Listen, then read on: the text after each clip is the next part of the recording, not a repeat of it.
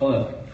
In the long run, say 15 to 30 years, it appears that significant portions of our population will no longer have a livelihood-sustaining function in our economy because they're objectively worse at tasks than computers.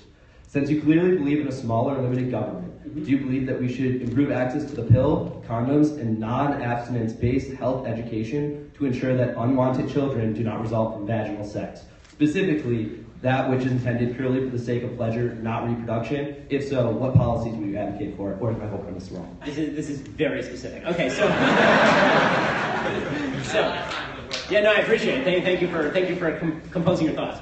So my view of sex education is that that's something that ought to be done by the parents, not government. That's my view of it. And abstinence education doesn't work, and neither does non-abstinence education. Like, they are both virtually useless. If you look at the statistics, the reality is that the pregnancy rates and the STD rates, whether you're in an abstinence-only situation or a non-abstinence-only situation in the educational level, across the country, when you average it all out, it's almost the same. It's pretty much the same. My feeling is, obviously I'm not pro-abortion for the sake of the economy, because I don't think that you get to murder all the old people just because they're an economic draw either. Murder is not justified by economic necessity. I'm not that much of a John Stuart Mill utilitarian.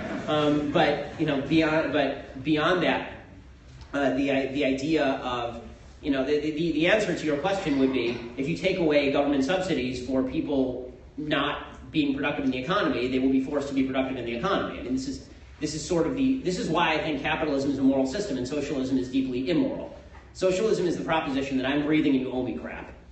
And capitalism is the proposition that unless I give you something voluntarily and you take it from me voluntarily, I won't eat tonight.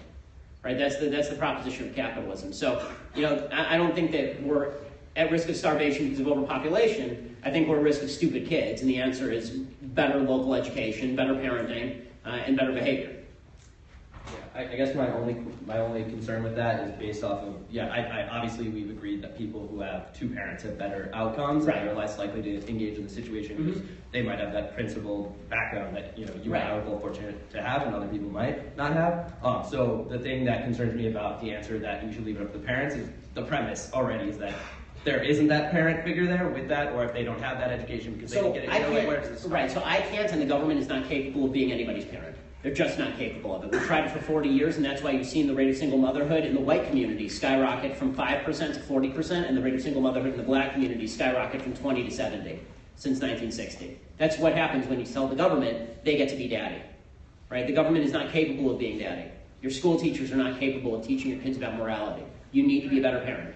And presenting people with the falsehood that there's going to be someone who comes in and fills that gap is just not true. And by the way, taxing me more to pay for a teacher to pay for that, here's my view. If you want me to pay for your kid, I'll adopt your kid. Okay? If you want me to pay for your kid, then I get to bring up the kid the way that I want. Right? You don't get to have your cake and eat it too. You don't get to take my money and then bring up your kid badly. You don't get both.